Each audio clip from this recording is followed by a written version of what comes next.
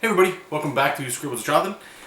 This video is in response to a lot of people asking me about the Surface Pro, and right up at the top, here or here, I'm not sure which side it shows up on, I'm going to link to my first video that I did where I reviewed, or I don't even want to say review, it's more, even though I put it in there, it should be more of a discussion, it's probably a proper way to talk about it, of my first impressions on the Surface Pro, which actually was, how many months ago? June 26, 2013 is when that video was uploaded. That's a long time. And the basic consensus of that video was I didn't like it for its inability to produce finished work for the price that it was, which was like around $1,000. And so I had returned it. If you want, go to the video, listen to it. I do give it a lot of praise. It is an awesome thing. But again, for the negative point that I just brought up, that's why I had returned it. But since then, I keep getting comments, rightfully so, on Facebook, Twitter, DeviantArt, YouTube even, where people are saying, Jonathan, how come you're posting Surface Pro sketches? I thought you returned that. And I did, but then I rebought it. And why did I rebuy it? Why would you spend that kind of money and stuff? Well, I believe a month, literally a month after recording that video, I got another freelance gig, which was paying quite a bit of cash. And I figured, why don't I put some of that towards getting a tablet? And at the point of the whole point of getting a tablet from the start was being able to do work anywhere, hopefully finished work, and you know that's another topic. Or we'll actually probably get to that in a little bit. But you know, there's the iPad, there's all kinds of things, and the Surface Pro is what I just kept going towards myself, just following some blogs and some other things that people were saying. It seemed like the biggest bonus to me for it was there's the iPad, and a lot of people love this stuff. And don't take anything I'm saying as like that's the way it should be or anything like that. Just it's my opinion on it. And the iPad and stuff, I've messed around with like Sketchbook Pro and that, and a lot of people really dig it. A lot of people really enjoy it. It's not for me personally. I'm more of a Manga Studio Photoshop guy, and the idea of the Surface Pro having Windows built in, take it or leave it, it does allow me to have a lot more flexibility without jailbreaking an iPad and worrying about all that kind of stuff. So that's why I kept gravitating towards it. So like I say, I ended up getting another job, and I put that money towards the Surface Pro so that I could do work on the side. And at the time, the only real reason I did it was because I had some extra cash, even though I'd returned it and my feelings were still the same. Now since that's probably going on 5 or 6 months now. I've put some, I don't want to say some solid time, but I've been progressively using the Surface Pro more. And I just wanted to quickly show some of the, well, not some of the things, but okay, when I first bought it, this is it here. As you can see, it's just fitting right here. This is the Surface Pro 1, I should say. There's the Surface Pro 2 out, and I'm not a big techie guy on a lot of that stuff, so I don't know what that's going to get you in terms of hardware, if it's worth it and all that stuff. I can only talk about this guy here. When I first bought it, I bought that keyboard / case that you can get for, I think it's like 130 bucks Canadian. And what that does is it lets you use the Surface Pro and get this sort of like casing on it where this side will have a keyboard. Now what I didn't like about that, the first time I bought it, was if I wanted to draw, right, it forced this to be at a certain angle and it wasn't comfortable. So the next thing I could do is just take the keyboard and flip it behind it like you're supposed to, and then you can just hold it and draw. I didn't like that either because I can still hit buttons, right? It wasn't comfortable. And I think the keyboard, at least in my humble opinion, is meant for people that just want a tablet. Maybe a laptop, and they'll go the tablet route because it's got some touchscreen capabilities and stuff into it. And the keyboard's fine for that kind of thing because flipping it behind and scrolling and typing away, you're not really going to notice it. If you need to, like if you're at a coffee shop, you want to just scroll the internet, your email, whatever the hell people do on their things, you can have it out there and it feels fine. It wasn't for, at least in my opinion, an artist's version of it. And I believe JonathanCase.net is his blog, where he's the big guy that pioneered, I think anyway, a lot of the discussion on this. And he constructed something where you can have the Surface Pro, your keyboard down here in like a wooden frame or something, and it apparently gives him a little bit more comfort. I didn't build any of that stuff. What I did is I just looked around online and I found this guy here. This is a different case. This feels like a moleskin. It's got like this kind of band to keep it in. But what it is it's a pretty cool case. What it has at the top here is a place to hold the pen or the stylus that comes with the Surface. Which is really cool. Normally it would just be a magnet on the side, and that's fine, but I found it kept clicking off. I had to be precious with it. This, I feel like I can get a little bit more rough. I have been a little rough with it, probably more than I should be, but you know, I guess that's the testament to a really good case. Anyway, so let's just open it up. Not to show you guys too much, but this is basically what it looks like, okay? So just let me hold it like that. So the big boy sits right there, and what's really cool about this case is right here, it swivels, right? Which isn't really that big of a deal. You can actually move it around, which is cool, or just click it right off. It's just like a button, like a press button to put that on. But what's really cool is the bottom part right here.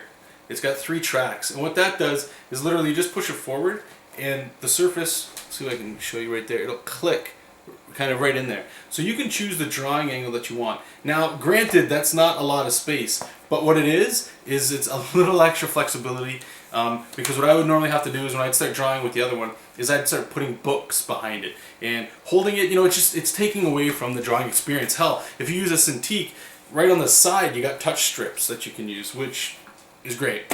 So what I did to remedy this is I do have a USB keyboard, a smaller one, and I just keep that in my backpack with this, so if I ever need to like type or anything, or if I just feel like using shortcuts and stuff, I can just plug that in. It's really not that big of a deal. Bonus with getting a smaller compacted keyboard is you can move your hand around. I'm a left-handed guy, so I can draw and have a little bit more comfort where that's going. But since then, I have moved on to just using this, and you guys have seen a video. I will post the link right here. You guys can check out when I talked about this. And that's just using, right now anyway, this is a Logitech gamepad. Got the analog sticks, some triggers, and stuff like that. Anybody that plays video games knows what this is. What's awesome is you can just plug it in, hold it in your hand. It's very comfortable, right? Like, I'm only using this one side. There are other tools, but not for lefties, apparently. And they're very expensive. This is like $20 around there. And what it lets me do is I have buttons mapped here to like 2 here in this case is my space bar. So I can just press that and move around. One of them is a tab, so I don't even really work with my interface anymore. It's just open, which is great. Then other things for zooming and stuff like that. There's not really too much complexity in this. If I need those certain tools, then I can bring that up and all that fun stuff. Now, the last little expensive thing that I should say that I did buy with this, and this was on Jonathan Case, he recommended it. I was very skeptical about it, and that's the what is it, the WACOM Bamboo Stylus Feel. So you guys can see that a little bit. Where's the focus? Anyway, and it's got this really cool, right? And it's got this right there. It looks, man, that's not focusing at all.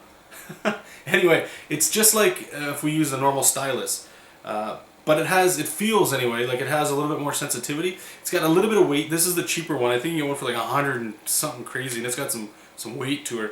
This one's a little bit lighter, but this actually improved my experience. I would almost say 50%.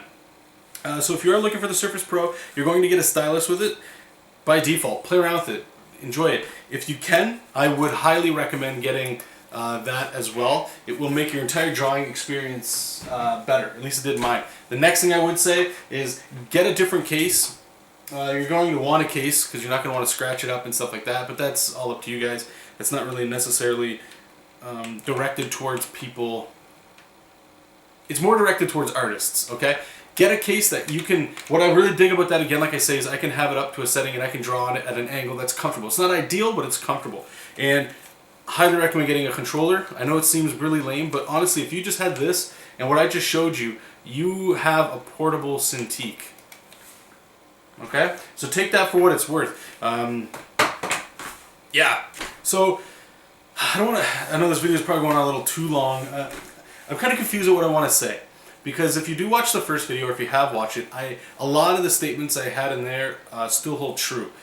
I still feel in certain ways where it is pricey. It is, you know, you can spend that money on a cintiq, getting a better friggin' computer, all that cool stuff. which I think if you've got a home-based station, that's probably ideal. But if you do travel a lot, or if you like the idea of being able to draw anywhere, you know, and it's a Windows machine, whether you like Windows or not, doesn't matter. There is that. Now there's the what is it, WACOM Companion, cintiq Companion or something. That's a lot of cash too, so you can look into that. What else did I want to say about her? Oh, one of the biggest deals.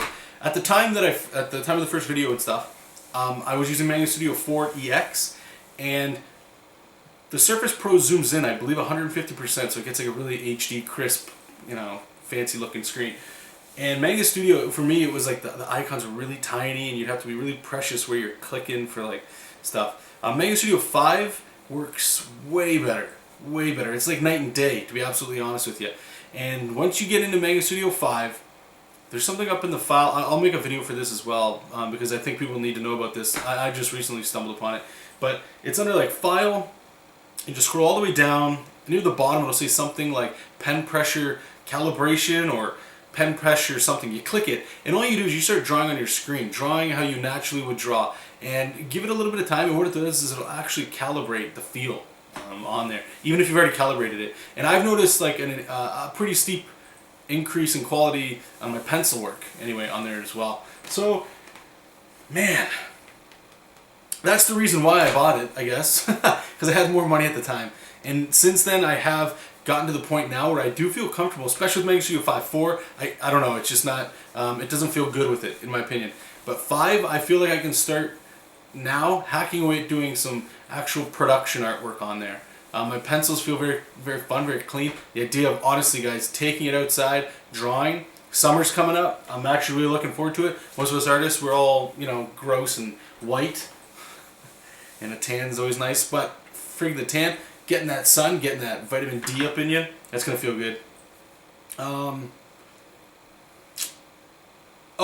I did lie. One other thing I did purchase, and this was something a buddy of mine, Canon White, he actually posted this so that he could spend time with his family a little bit more. I don't know if Canon still does that. If you watch this video, buddy, just let me know. But he does this for traditional reasoning, so with actual Bristol and pencil. For his, I just switched it up for a digital thing, but it's the same thing. Anyway, it's one of these stands where you can put your laptop on it. And if I can, okay, so imagine this is the table for the laptop to sit on. What this side does is it can pivot, okay? So it can go up to, I believe it's like this. And what's really cool is it has a ridge. So it's meant to just put a laptop on there, so when you're like in front of the TV, you got like a stand. This is normal stuff. But with that little wedge there that you get to put your laptop on, what that does is if you're a traditional artist, like my buddy Cannon, he can put his, I don't think I have it here either, but it's like this, if you ever did life drawing, it's like this big piece of, it's like wood almost, and it's got a handle and some clamps at the top. I really forget the name of it. And you'd put like your big paper on there and do your life drawing on there. But it's like an easel kind of thing, but not, damn it, forget the name of it. But he'd put that on there and just draw it, so you can be anywhere, right? It's like a mobile art desk. But what's awesome is I can put this sucker on there now. So what that means is I can sit outside and draw with, you know, and it's at a better angle than how it normally comes with because of that pivot and stuff. But what I'm trying to say here is do some solid research. The mobility and freedom that it does give me is great. It's going to be up to each and every one of you if spending that kind of money is something you're interested in. I did notice that there is a significant price drop on the Surface Pro, the first one. I believe I saw it at Best Buy a week and a half, 2 weeks ago, for like $500. It's like half the price that I paid when it came out. That's not bad, and it's a pretty good machine for games and stuff. You know, run some games, do what you want with it, but ultimately it's going to come down to doing some proper research. I hope this video and the previous one at least give you a little bit of insight on my production, what I've been doing with it. What I'm going to do is include some sketches I've been doing for fun to practice with Manga Studio on the Surface Pro, and just post them at the end here so you guys can see some superheroes and stuff like that. And, you know, not to gloat or nothing like that, just to show you guys that obviously spending time with something, you're going to get more comfortable with it, you're going to produce better work, and all that fun stuff. But let me know if you guys picked one up, if you like it, if you hate it. There's certain things you don't like about it, but I don't know. Obviously, now that I have it, I enjoy it. And I'm going to let you go because this is the point where I start rambling, and repeating things. So thank you guys so much for watching. Take care. Keep reading comics. Keep making comics. And we'll talk to you soon. Bye.